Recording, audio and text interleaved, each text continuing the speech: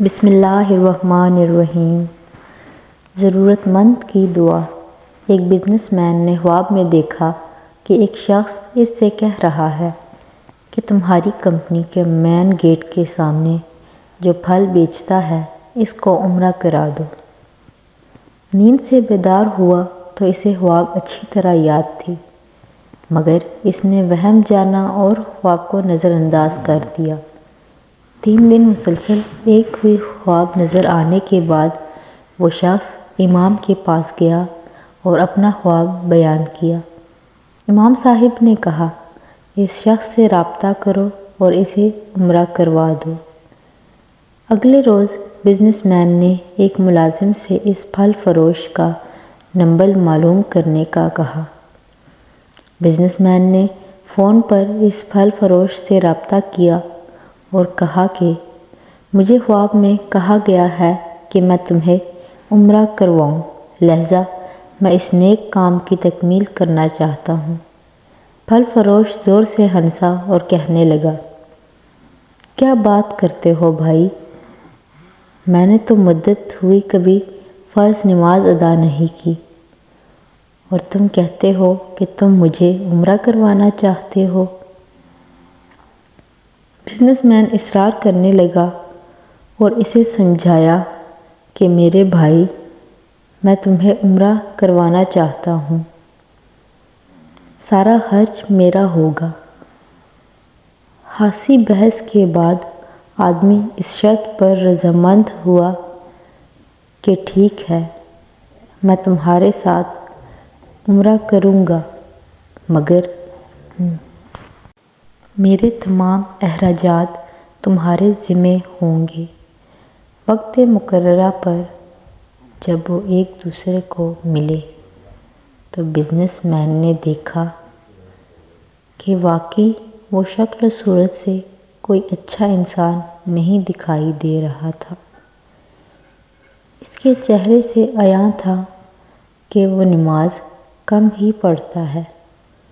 اسے بڑا تعجب ہوا کہ یہ وہی شخص ہے جسے عمرہ کرنے کے لیے خواب میں 3 مرتبہ کہا گیا۔ دونوں مکہ مکرمہ عمرہ کے لیے روانہ ہو گئے۔ مقامات پر پہنچے تو غسل کر کے احرام باندھا اور حرم شریف کی طرف روانہ ہوئے۔ انہوں نے بیت اللہ کا طواف کیا، مقام ابراہیم پر 2 رکعت نماز ادا کی، صفا و مروہ کے درمیان سعی کی، اپنے سروں کو منڈوایا اور اس طرح عمرہ مکمل کیا۔ اب انہوں نے واپسی کی تیاری شروع کر دی۔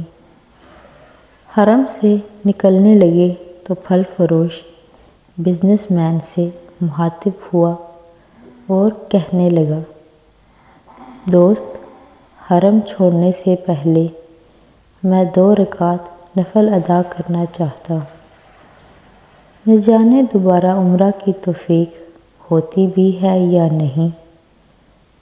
بزنس مین کو کیا اعتراض ہوتا؟ اس نے کہا، نفل پڑھو اور بڑے شوق سے پڑھو۔ پھل فروش نے اس کے سامنے نفل ادا کرنے شروع کر دیے۔ جب سجدے میں گیا تو اس کا سجدہ طویل سے طویل تر ہوتا چلا گیا۔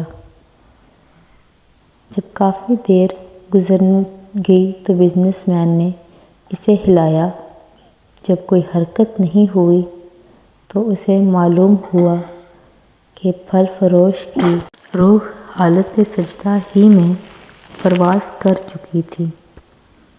پھل فروش کی موت پر اسے بڑا رشک آیا اور وہ رو پڑا کہ یہ تو حسن خاتمہ ہے، کاش ایسی موت میرے نصیب میں ہوتی۔ اس خوش قسمت انسان کو غسل دیا گیا اور حرم میں ہی اس کی نماز جنازہ ادا کی گئی۔ ہزاروں فرزندان اسلام نے اس کا جنازہ پڑھا وفات کی اطلاع اس کے گھر والوں کو دی جا چکی تھی۔ بزنس مین نے اس کے گھر کا تمام خرچہ اپنے ذمہ لے لیا۔ پھل فروش کی بیوی سے تعزیت کرنے کے لیے بزنس مین نے کہا، میں جاننا چاہتا ہوں کہ تمہارے شوہر کی ایسی کون سی عادت یا نیکی تھی کہ اس کا انجام اس قدر عمدہ ہوا اور اسے حرم میں سجدے کی حالت میں موت آئی۔ بیوی نے کہا، بھائی، میرا خاوند کوئی نیک آدمی تو نہیں تھا، میں اس کی کوئی خاص خوبی بیان تو نہیں کر سکتی، ہاں مگر اس کی ایک عادت یہ ضرور تھی کہ وہ ہمارے ہمسائے میں ایک غریب بیوہ اپنے چھوٹے بچوں کے ساتھ رہتی تھی۔ میرا شوہر روزانہ بازار جاتا تو جو چیز اپنے بچوں کے لیے کھانے کے لیے لاتا، وہی چیز اس بیوہ اور اس کے یتیم بچوں کے لیے بھی لے آتا اور اس کے دروازے پر رکھ کر اسے آواز دیتا اور وہ آ کر کھانا لے جاتی۔ بیوہ عورت کھانا اٹھاتی اور آسمان کی جانب سر اٹھا کر دیکھتی اور کہتی، اے اللہ رب العزت، آج پھر اس نے میرے بھوکے بچوں کو کھانا کھلایا ہے۔ اے اللہ رب العزت، اس کا خاتمہ ایمان پر فرما۔ زندگی تو جیسے تیسے بہرحال گزر ہی جانی ہے، لیکن جس قدر ممکن ہو لوگوں کی مدد کیا کریں۔